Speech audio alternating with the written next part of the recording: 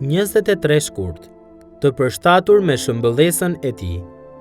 Sepse ata të cilët i paranjohu, edhe i paracaktoi të jenë të një forme me shëmbëllesën e birit të tij, për të qenë ai i paralinduri ndër shumë vëllezër. Romakëve 8:29.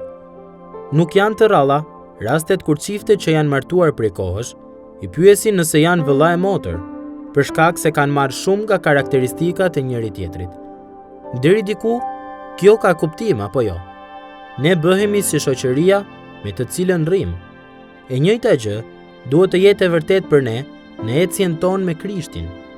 Qëllimi i Perëndisë për jetën tuaj është që t'ju përshtas me ngjashmërinë e birit të tij.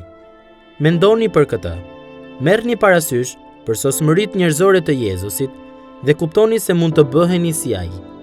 Perëndia është thellësisht i përkushtuar ndaj këtij qëllimi. Kjo është një vepër që ai premton ta përfundojë deri në ditën e Krishtit Jezus. Filipianëve 1:6. Çfarë po bën Perëndia sot? Ne mund ta përmbledhim thjesht kështu. Ai po na bën më të ngjashëm me Krishtin. Shumë prej nesh e njohin garancinë që jepet te Romakëve 8:28 se për ata që e duan Perëndin, Perëndia i bën të bashkëveprojnë të gjitha për të mirë, për ata që janë të thirrur sipas qëllimit të tij. Por vargu tjetër na tregon se cila është e mira, për të cilën Perëndia ynë i plot fuqishëm po punon në të gjitha aspektet e jetës sonë. Të jemi të një forme me shëmbëllesën e birit të tij. Perëndia interesohet shumë më tepër për ngjashmërinë tuaj me Krishtin se sa për rehatinë tuaj.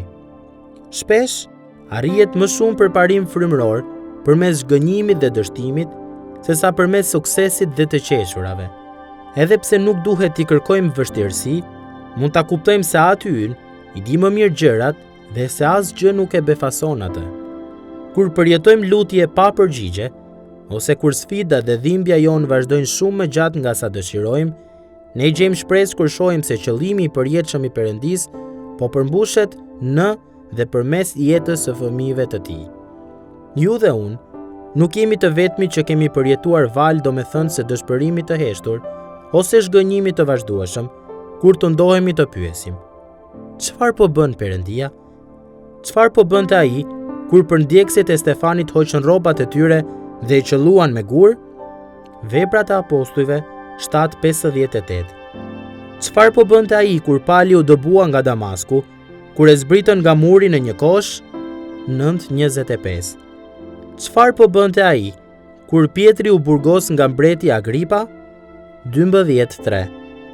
Pavarësisht se sa e vështirë mund të jetë për t'u dalluar, ai po e përmbushte planin e tij të përjetshëm, që t'i bënte ndjekësit e tij më të ngjashëm me Jezusin, ndërsa ata po shkonin drejt shtëpisë së tyre me Jezusin. Ky është burimi i shpresës suaj kur zgjoheni në mëngjes. Pavarësisht nëse bie shi ose shkëlqen dielli, pavarësisht nëse përjetoni kënaqësi ose zhgënjim, sigurisht që Perëndia do t'i përmbush qëllimet e tij në jetën tuaj gjatë ditës. Ati juaj qellor ka një plan dhe një qëllim për secilin që ai e quan të tij.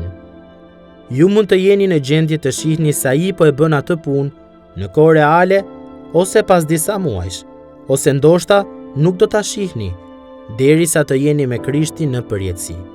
Por dijeni këtë: sot është një ditë tjetër kur Ati juaj do t'ju bëjë më të ngjashëm me birin e tij.